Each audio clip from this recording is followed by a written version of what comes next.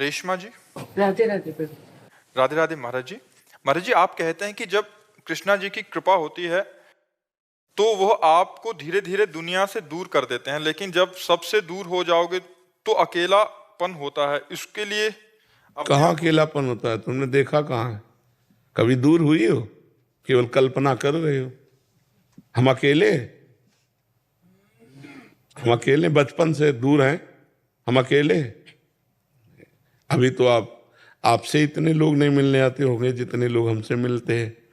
ये तो बाहरी है, और अंतर में हमारे प्रभु हमारे साथ हैं। हर कदम हर पल हमारे साथ है।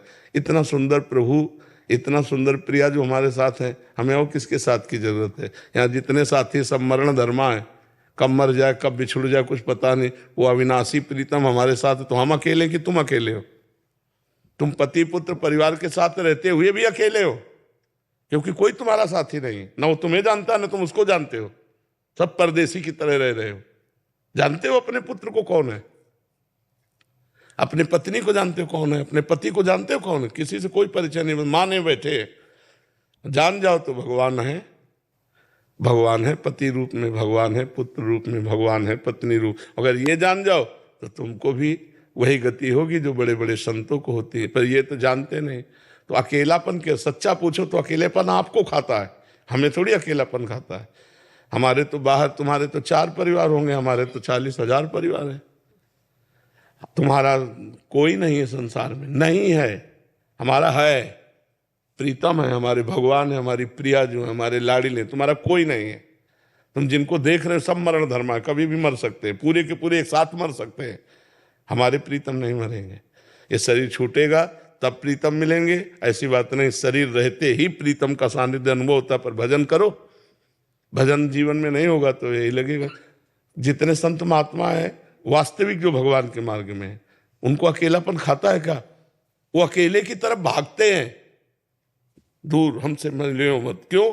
तुम मिलोगे तो उससे मिलने में बाधा पड़ जाएगी। मुझे अकेला रहने दो, जिससे मैं अपने प्यारे की याद में खो जाऊं और प्यारा ही आके मेरे से मिले। अभी अकेलेपन का मतलब नहीं समझा है, असंगता। अभी भजन नहीं तो कैसे जानोगे आध्यात्मिक आनंद को, भगवद आनंद को कैसे जानोगी? तुम संसार से तुलना करोगी तो आध्यात्मिक आनंद और विषय आनंद बहुत अंतर है। एक अंधकार है और एक दिव्य प्रकाश है। तो अंधकार से सोचोगी तो फिर, अब जैसे बचपन से हम घर से निकले थे, किसी का प्यार नहीं मिला, क्योंकि 13 वर्ष की अवस्था में घर से निकले। तो हम क्या प्यार के भूखे हैं? इतना प्रभु ने प्यार दिया है कि निहाल कर दिया है। कदम कदम पर उनका प्यार, कदम कदम पर उनका दुलार। और वही प्रभु इतने रूपों में अब भी प्यार कर रहे हैं। घंटों से खड़े हैं केवल इस बात के लिए कि यहाँ से निकल जाएंगे तो हम देख लेंगे। बाबा जी है, बाबा जी को क्या देखना है? पर ये प्यार, भगवान प्यार। तो ये हमें लगता है कि आपका अभी अज्ञान ही ऐसा अनुभव करा रहा है कि अगर हम सब कुछ छोड़ देंगे तो हम अकेले हो जाएंगे, अकेलापन लगेगा। महाराज जी, इसमें जैसे भागवत जी में आपने बोला था कि उसका मैं सब कुछ हरण कर लेता हूँ, इसका वास्तविक रहस्य क्या है महाराज जी? राग हरण कर लेते हैं भगवान। उसकी आसक्ति, अहंकार, राग हरण कर लेते हैं। जैसे अम्बरीश जी चक्रवर्ती सम्राट महाभागवत है, पूरा ऐश्वर्य वैभव भगवान ने अपहरण कर लिया क्या? नहीं। लेकिन उसका उनको अभिमान नहीं है चक्रवर्ती सम्राट पद का, उस संपत्ति का उनको गर्व नहीं है, उस वैभव का उनको गर्व नहीं है। और जिनके गर्व है, भगवान देख रहे हैं कि अब ऑपरेशन करना पड़ेगा तो संपत्ति भी हटा देते हैं, गर्व भी हटा देते हैं। और जिनको देखा कि ये मरीज काम लायक है, गर्व हटा देने से काम चल जाएगा तो संपत्ति नहीं हटाते हैं। और जब देखा कि मरीज ज़्यादा बढ़ चुका है, अब इसका मर्ज दूर करने के लिए, तो फिर भगवान उसका वैभव भी अंतर ध्यान कर देते हैं। और उसका पारा जो अहंकार का था वो डाउन, जब डाउन हुआ तो भगवान की पुकारा, भगवान की शरण में हुआ, वही मंगल शुरू हो गया उसका। बाहरी व्यक्ति, पारिवारिक जनों का कोई मतलब इस वो नहीं, अंदर का ही सारा सिस्टम। अंदर का राग। बाहर से आप एकांत बैठे हो, सबका राग भरा हुआ, तो कोई आप महात्मा थोड़ी हो। घर में बैठे हो, किसी का राग नहीं तो आप महात्मा हो। भाई अंदर की बात, सुधार अंदर होना, बाहर से क्या? बाहर कहीं भाग के चले जाओ तो क्या त्यागा? अंदर का राग त्यागा। इस पे मेरा राग नहीं है। स्टेशन में जैसे बैठे हैं, सरकारी स्टेशन, अपना काम कर रहे हैं, गाड़ी आई चल दिया, बस इंतजार है, गाड़ी आई चल दिया, अपना काम कर रहे हैं। अपनी वस्तु थोड़ी है। अपने तो श्री जी हैं, अपने तो लाल जी हैं, अपने तो प्रभु हैं। आपने क्या किया? अपने घर को अपना मान लिया चार परिवार को अपना मान के इतना उसी में डूब गए कि बस जो कुछ हो तो इन्हीं को सुख मिले। जैसे एक आदमी दूध में केमिकल मिला रहा है, गंदी गंदी चीजें मिला रहा है, और उससे कहो कि यही दूध अपने बच्चे को पिलाओ, नहीं पिलाएगा, क्योंकि जानता मैंने कितनी गंदी वस्तुएं, और दूसरे के बच्चे के प्राण घातक वस्तुएं बेच रहे हो, तुम्हारा नाश नहीं होगा। तो ये बुद्धि भ्रष्ट हो जाती है राग से। और अगर राग रहित है तो समाज का उपकार करता है, मंगल करता है, कि जो चीज हम नहीं खा सकते दूसरे को कैसे दे सकते हैं। ये जो आसक्ति है, ये जो राग है, यही पाप कराता है, और इसी को दूर करना आवश्यक होता है। जो इससे दूर रहता है वो गृहस्थ में रहते हुए संत है। संत केवल भेषधारी थोड़ी होते हैं, नहीं। देखो विभीषण जी कोई संत का भेष नहीं धारण किए, आचरण संत के हैं। तो भगवान कह रहे तुम सारीखे संत प्रिय मोरे, धरो देह नहीं आननी हो रे। तुम्हारे जैसे संतों के लिए मैं शरीर धारण करता हूं, भगवान कह रहे विभीषण जी को। तो आचरण प्रधान संत, संत मतलब आचरण। और अगर कहीं वेश भी है और आचरण भी है तो सोने पे सुहागा समझो, सोने पे सुगंध समझो। और भेष है आचरण नहीं तो काल नेमी राक्षस वेश धारण किए था, आचरण नहीं थे, हनुमान जी ने मार डाला था। अगर वेश नहीं है और आचरण है तो वो संत है, वेश है और आचरण है तो फिर क्या कहना है, जगत गुरु है। और अगर वेश है आचरण नहीं तो असंत है, वो संत केवल वेश धारण मात्र से नहीं हो जाता। जी वीरेंद्र सिंह जी, करनाल से। श्री हरिवंश महाराज जी। महाराज जी, कुछ जगह काम में जहां हम कार्यरत हैं वहां दोष दर्शन बड़ा जोर का होता है महाराज जी, नाम छूटता है उसकी वजह से, हाँ, बार बार मन और संग वहीं गिराता है महाराज जी, ऐसी। लेकिन हमको फिल्म में दोष दर्शन तो नहीं होता, बस ध्यान देखना है। जैसे फिल्म में मारा जा रहा है, कत्ल हो रहा है, तो हम मनोरंजन करते हैं कि ये एक फिल्म है। हमने पहले दिमाग में बैठा लिया है कि एक ये फिल्म है, एक झूठा नाटक है। हम केवल देख रहे हैं, वाह यार क्या खलनायक है, क्या हीरो है, हम वो मनोरंजन कर। ऐसे ही पहले दिमाग में बैठा लो, जगत एक फिल्म है, इसमें खलनायक भी हैं, इसमें हीरो भी है, इसमें पॉजिटिव भी है, इसमें नकारात्मक भी है।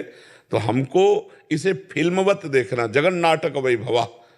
वही परमात्मा एक जगन नाटक कर रहा है, कहीं खलनायक का रोल कर रहा है, कहीं हीरो का रोल कर रहा है, कहीं हीरोइन का रोल कर रहा है, कहीं अच्छा रोल कर रहा है, कहीं एक परमात्मा केवल है, वही सब रोल कर रहा है। अब हम किसको दोषी बनाएं, किसको अच्छा कहें, किसको बुरा कहें? वही जब है तो अच्छा बुरा क्या है, नहीं।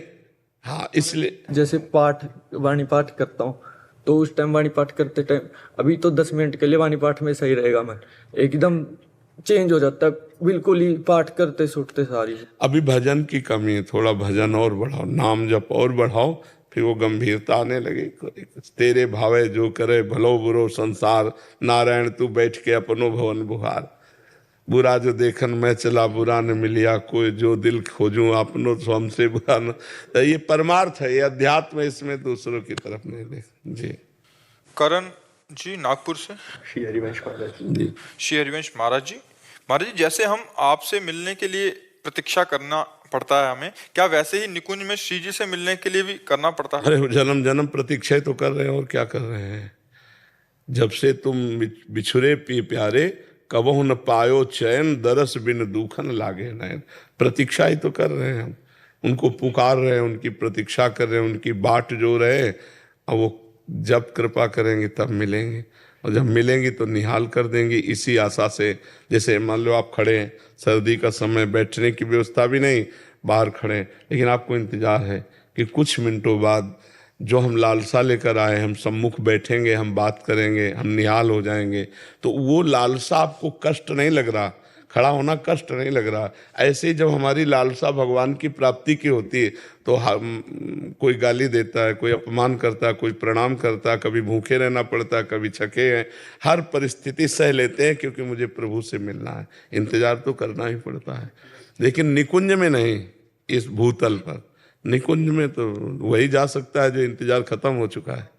हाँ, जैसे अब यहाँ आ गए तो अब यहाँ इंतजार थोड़ी करना है। हाँ। राधे राधे महाराज जी। महाराज जी, मुझे ये जानना है कि कर्म और भाग्य में क्या रिश्ता है? जब हम किसी चीज पूर्व, एक एक शब्द का उत्तर लो तो अच्छा रहेगा। भाग्य कहते हैं पूर्व में जो किए हुए कर्म है, उन कर्मों से जो कुछ कर्म निकाल करके शुभ और अशुभ, सुख और दुख देने वाले इस शरीर की रचना हुई, उसे भाग्य कहते हैं। अब जो हमसे नए कर्म होते हैं उनको कर्म कहा जाता है। कर्म और भाग्य में अंतर है। पूर्व के किए हुए कर्मों के परिणाम स्वरूप जो मुझे देह मिली, ये भाग्य से मिली है। अब जो हमसे होगा क्रिया, उसे कर्म कहते हैं। उन कर्मों में दो विभाग हैं, पाप कर्म और पुण्य कर्म। अगर हम पुण्य कर्म करते हैं तो सुख मिलेगा, पाप कर्म करते हैं तो दुख मिलेगा। आगे अभी नहीं, अभी तो भाग्य का चलेगा चक्कर। अगर हम भजन करते हैं तो भाग्य को रोक कर यहीं मिटा करके भगवत प्राप्ति कर लेते हैं। समझ पा रहे हो? महाराज जी, जब हम किसी चीज को पाने का संपूर्ण प्रयास करते हैं परंतु सफलता नहीं मिलती, तब सब दुकान में जाके 1 करोड़ के हीरे का हार लोगे, तुम्हारे पास पैसा है 1 लाख रुपया, ऐसे ही यहाँ जो तुम्हें चाह है उसके अनुसार से तप करो, उतना भजन करो, उतना पुण्य करो, तब आपको प्राप्त होगा। ऐसे थोड़ी प्राप्त होगा। एक पापी आदमी बहुत धनी दिखाई दे रहा, बहुत सुख सुविधा दे, वो पूर्व का पुण्य आत्मा है, उसने पुण्य किया है। अब वर्तमान में उसकी खेती पाप की है, पूर्व का पुण्य है, इसलिए खूब सफल है। और जिस समय पूर्व का पुण्य खत्म हो जाएगा, उस समय उसकी विध्वंस हो जाएगा, पतन हो जाएगा, उसका नाश हो जाएगा। समझ पा रहे हो? जी।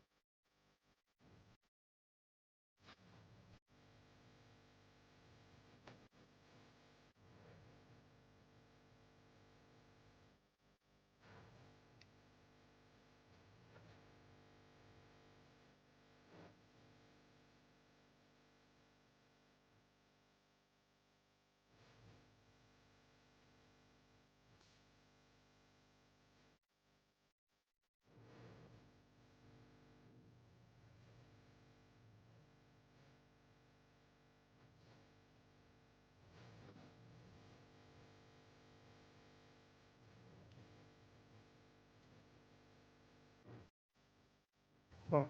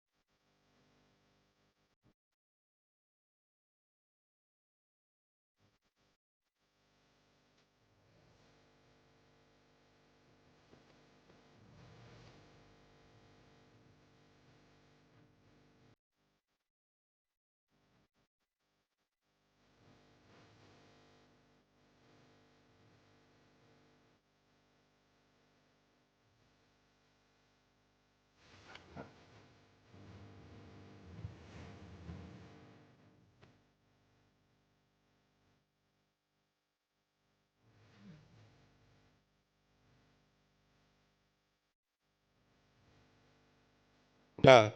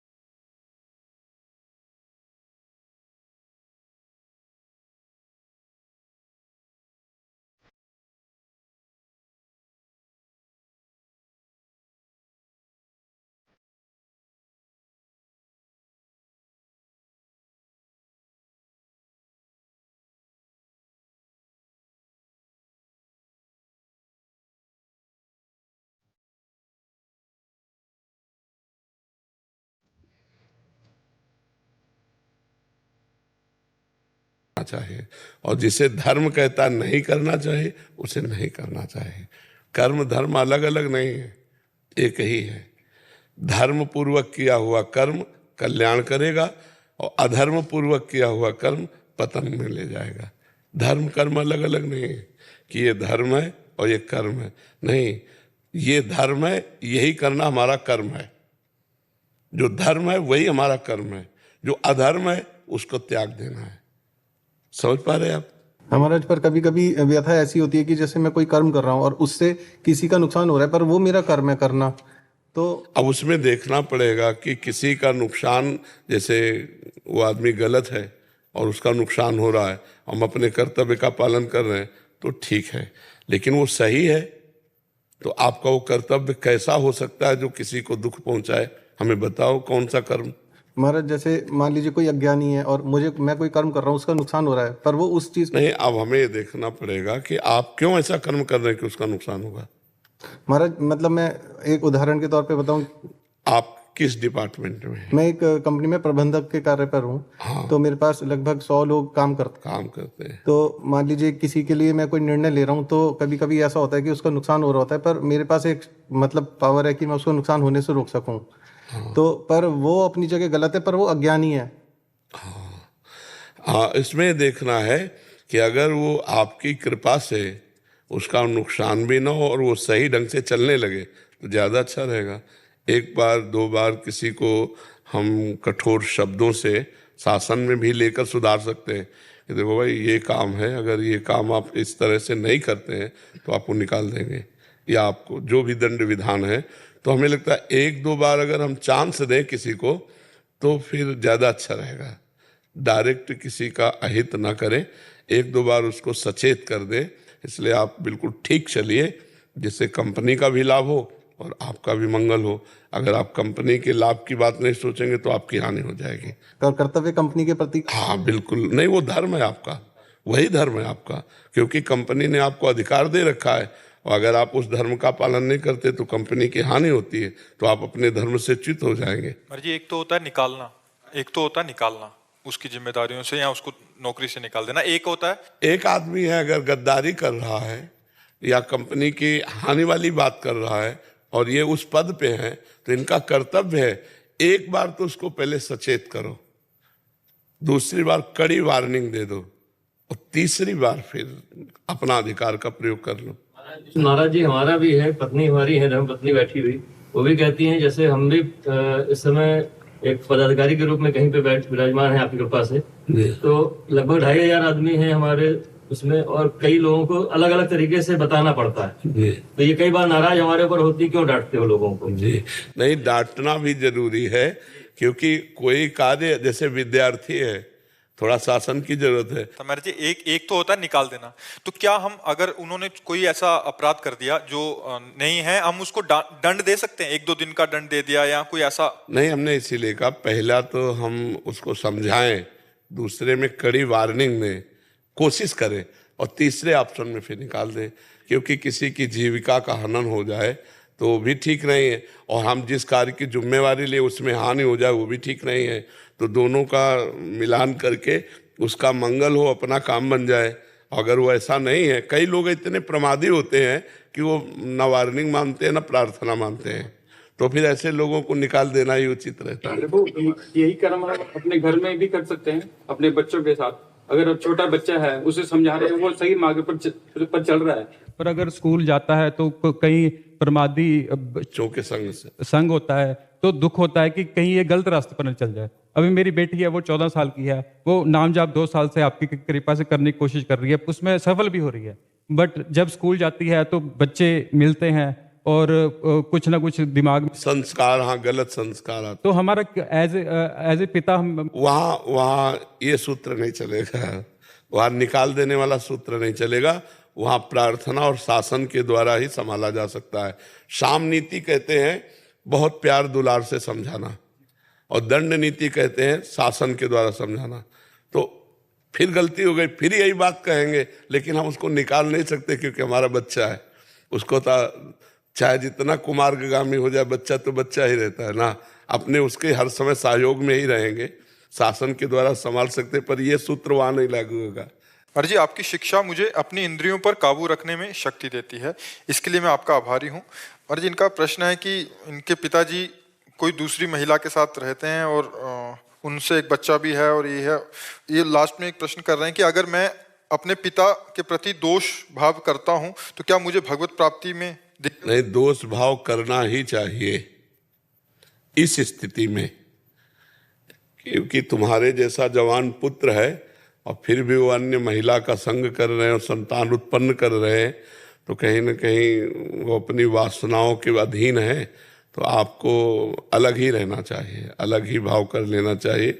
अब मानना ही नहीं चाहिए कि वो आपके पिता है, क्योंकि उन और संतान और महिला से तो फिर अब आपको अलग ही रहना उचित है। अगर आप उनका संपर्क करेंगे तो आपके जीवन की हानि हो सकती है या उनके जीवन की हानि हो सकती है।